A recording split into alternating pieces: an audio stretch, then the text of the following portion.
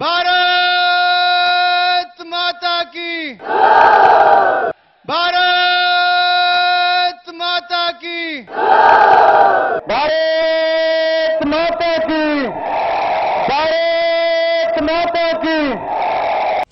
सड़क से लेकर संसद तक युवाओं को संघर्ष और आंदोलन की आवाज देने वाले अनुराग ठाकुर को 2 बार भारतीय जनता युवा मोर्चा का राष्ट्रीय अध्यक्ष चुना गया।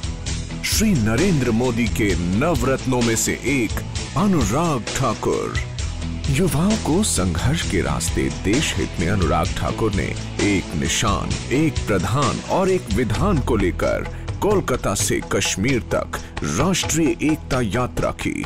अनुराग एक कुशल संगठक बने और राष्ट्रीय तिरंगा यात्रा में एक बहुत अच्छे नेता। केंद्र सरकार के घोटालों और भ्रष्टाचार से लड़ने के लिए उन्होंने भारतीय संसद का ऐतिहासिक घेराव किया। जब तक वो वहां पहुंच ही पाते, उससे पहले ही पुलिस की फौज वहां तैयार खड़ी थी उन्हें रोकने के लिए। पर युवा मोर्चा भी प्रधानमंत्री से जवाब लिए बिना जाने के मूड में नहीं दिख रहा था, तो पुलिस ने उन पर लाठियां बरसाना शुरू कर दिया और साथ ही साथ पानी की बौछार से उन्हें तितर बितर कर कांग्रेस के करतूतों पर पर्दा डालने में जुट गई। 2 बार लगातार सांसद आपने चुना है, लेकिन संसद में उनका परफॉर्मेंस ऐसा शानदार परफॉर्मेंस रहा है कि जिसकी मैं जितनी भी सराहना करूं कम है। अपने संसदीय जीवन में उन्होंने लगभग 70 बार संसद में जहां भिन्न भिन्न प्रमुख विषयों पर अपने विचार व्यक्त किए हैं, और मैंने देखा है कई ऐसे अवसर आए हैं संसद में जबकि अनुराग ठाकुर ने अपने तर्कों के माध्यम से, अपनी क्षमता के आधार पर कई इस यूपीए सरकार के मंत्रियों की बोलती बंद करने में भी कामयाबी हासिल की है। I know you have a special position sir. यही देश का दुर्भाग्य है, यही देश का दुर्भाग्य कि वहां पर आर्टिकल 370 लगा हुआ है। देश के हजारों करोड़ रुपए वहां पर खर्च किए जाते हैं। हमने कभी विरोध नहीं किया, हमने कभी कश्मीर के नाम पर विरोध नहीं किया। देश का एक हिस्सा माना है, लेकिन आपने उसको देश से अलग करके दिखाया है। आपकी सरकार तब जागती है कि उससे पहले हाथों में मेहंदी लगी हुई थी कि उसके ऊपर कोई कार्रवाई नहीं करनी चाहिए। एक घोड़ा बेचने वाले को, जिसके पास 40,000 करोड़ रुपया है, घोड़े वाले के पास, अगर देश की प्रतिष्ठा के साथ जुड़ा हुआ लोगों के टैक्स पेयर का पैसा अगर उसको धांधलियों के जरिए कुछ लोगों की जेब में गया है तो उसको उठाने का मुझे पूरा अधिकार है। आता हूं, प्रश्न भी पूछूंगा, लेकिन जो काले कारनामे आपने किए हैं वो भी बताने पड़ेंगे। आम आदमी महंगाई की मार से मर रहा है, बेरोजगारी उसको सता रही है, वहीं मंत्रियों के ऊपर 1,76,000 करोड़ के घोटालों के आरोप लगे हैं। क्या आप करप्शन पर कोई कदम उठाने वाले हो? मैं क्या कहूं कि हमारी जो सत्ता पक्ष की पार्टी है वो राज्यसभा में उल्टे पांव भाग लेती है मध्य रात्रि में। प्रॉक्सी प्रधानमंत्री, तो मैं कहना चाहता हूं शब्द को काटना नहीं चाहिए, उसको रखना चाहिए। अगर प्रधानमंत्री जी के कहने पर इस देश में कुछ नहीं होता है तो किसके कहने पर होता है? हम उनसे बातचीत करना चाहते हैं। उन्होंने अपने क्षेत्र से संबंधित तो बहुत मुद्दे उठाए ही, लेकिन जो भी विषय उन्हें चर्चा के लिए दिए गए उनमें पार्टी के दृष्टिकोण को उन्होंने सदन में बहुत प्रभावी ढंग से रखा। उपस्थिति के नाते भी उन्होंने अपनी जिम्मेदारी समझी और लगभग 90% से ज्यादा उपस्थिति उनकी संसद में रही। राष्ट्रभक्ति, देश प्रेम का जज्बा लेकर शहीदों और उनके परिवारों के प्रति अनुराग ठाकुर ने गुवाहाटी से तवांग तक एक अद्भुत शहीद श्रद्धांजलि यात्रा जरा याद करो कुर्बानी निकाली।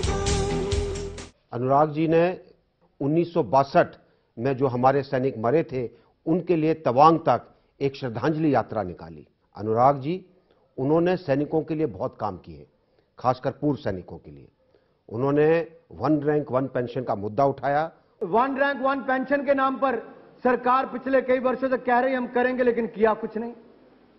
क्या सरकार कुछ करने के पक्ष में है कि नहीं? क्या पहाड़ी राज्य के लोग अपनी केवल जान देने पर सीमा पर उसी के लिए बने?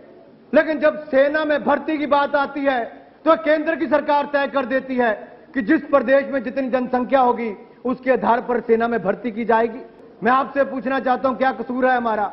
हम वनों की रक्षा करते हैं, हम देश की रक्षा करते हैं, बदले में हमें यह मिलता है कि हमारे नौजवान को सेना में भर्ती करने के लिए भी हाथ फैलाने पड़ते।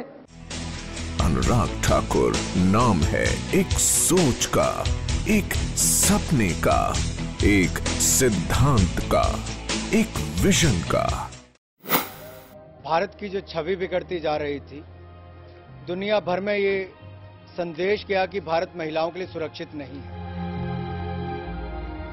हमें इस छवि को बदलना है, महिलाओं के हालात को बदलना है और ये प्रयास करना है कि हर कोई महिलाओं को सम्मान दे और महिलाएं हिंदुस्तान में सुरक्षित रहें। इसीलिए इनिशिएटिव शुरू किया गया है, ऑनर आवर वुमेन।